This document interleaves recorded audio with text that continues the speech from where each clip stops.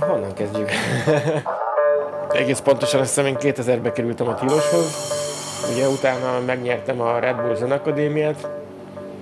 Mint első magyar DJ jutottam ki erre a sulira, és hát a suli történetében is egyedülálló voltam, meg magyar viszonylatban is egyedülálló voltam, mert hogy én voltam az egyetlen DJ, vagy az első olyan DJ, aki egyetlen műfajjal került be az iskolába. Tehát én ráadásul úgy, hogy csak regivel. De hogy az én mixemben valami olyat éreztek, hogy mindenképpen meg akarnak ismerni. Úgyhogy szerintem a mai napig egyébként ezt nagy képűség nélkül mondhatom, hogy egyedülállóan mixelem a rootsokat, a steppereket is. Szerintem nem sokan, még külföldön se. Nyilván vannak jó DJ-k, de máshogy kevernek egy kicsit. Amikor kikerültem külföldre, akkor nem volt, aki hirtelen megcsinálja a műsoromat. Aztán meg is szűnt a Rasta műhely. Ugye hát ez egy 20 évig tartó műsor volt.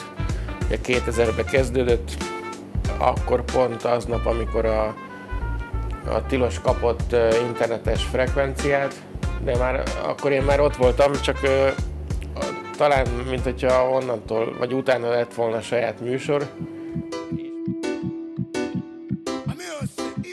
Megjöttem, nem is tudom, mikor játszottam itt utoljára. Kim voltam külföldön, most sikerült meglógnom Londonból, és akkor mondom, akkor már ha már a mester szülinapján itthon vagyok, akkor ezt meg is ünnepelhetjük. Felhívtam Mr. Bobbyt, hogy 4,5 éve nem játszottam itthon, gondoltam. Ha már ennyire lemezt vettem kint Londonba, akkor ezeket le is játszanám. Hát így a feléig nem jutottunk el, szerintem az új lemezeknek a feléig.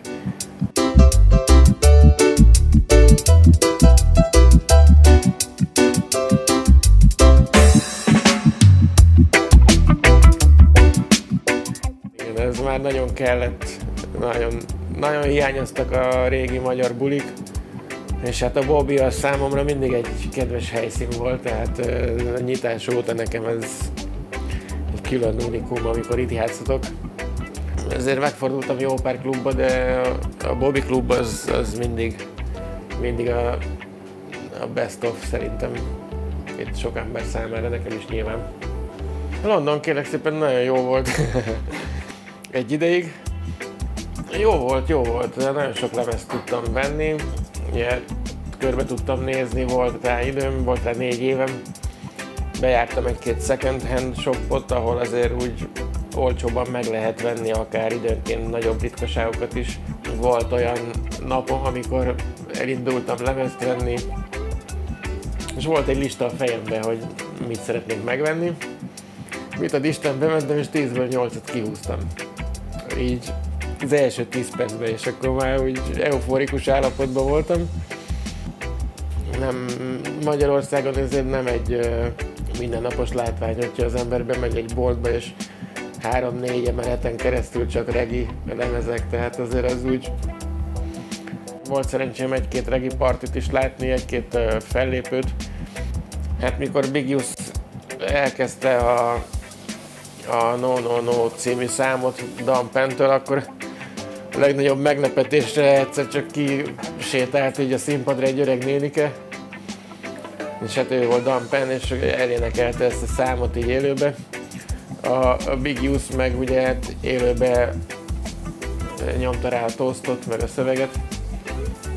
Szóval ezek ilyen felejthetetlen élmények, mindezt itt közelből látni, és hát abba a közegbe, ugye mondjuk Brixtonba, amikor így kijössz a metróból, már minden piros, sárga, zöld szinte. Szóval ebben a Londonban is így ebben a regi környezetben egy igazi regi koncert komolyabb nevekkel azért úgy elég meghatározó az ember életében. Vagy hát meghatározó tud lenni. Volt szerencsére egy-két fellépési lehetőségem is. Voltam a Mód rádióba, akkor játszottam a Liberated rádióval. Úgyhogy volt egy-két fellépési lehetőség, volt egy-két élőhelyes fellépés is Red Hat barátomnak köszönhetően. Ezek a klubok is azért más szinten vannak, tehát más a puboknak a kulturális jelentősége, mondjuk mind itt nálunk egy pub vagy egy kocsma nyilván.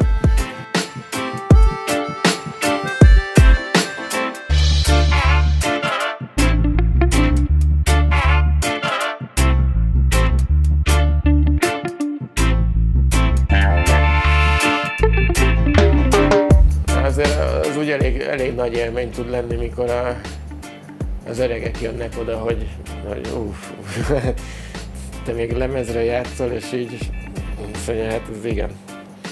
És ott ennek így megvan a kultúrája, tehát így Londonban mondjuk nehéz egy olyan regizenét feltenned a lemezjátszóra, amit a közönségnek a fele legalább ne énekelni azonnal. Tehát, hogyha mondjuk egy ilyen nagyobb slágert teszel, vagy akár egy számodra, vagy számomra kevésbé ismert slágert teszek, ott azért megnyílik egyből a világ egy ilyen zenék alatt. Szóval